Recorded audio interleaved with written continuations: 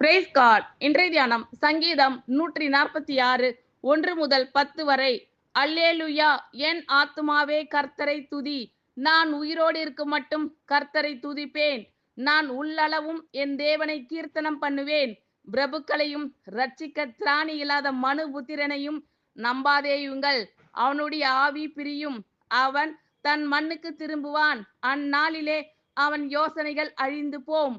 யாக்கோபின் தேவனை தன் துணையாக கொண்டிருந்து தன் தேவனாகிய கர்த்தர் மேல் நம்பிக்கையை வைக்கிறவன் பாக்கியவான். அவர் வானத்தையும் பூமியையும் சமுத்திரத்தையும் அவைகளில் உள்ள யாவையும் உண்டாக்கினவர். அவர் என்றென்றைக்கும் உண்மையை காக்கிறவர். அவர் ஒடுக்கப்பட்டவர்களுக்கு நியாயம் செய்கிறார். பசியாய் இருக்கிறவர்களுக்கு ஆகாரம் கொடுக்கிறார். கட்டுண்டவர்களை கர்த்தர் விடுதலையாக்குகிறார். குருடரின் கண்களை கர்த்தர் திறக்கிறார். மடங்கடிக்கப்பட்டவர்களை கர்த்தர் தூக்கி விடுகிறார்.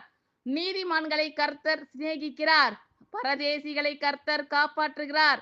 அவர் திக்கற்ற பிள்ளையையும் விதவையையும் ஆதரிக்கிறார். துன்மார்க்கரின் வழியையோ கவிழ்த்து போடுகிறார். கர்த்தர் சதா காலங்களிலும் அரசாளுகிறார்.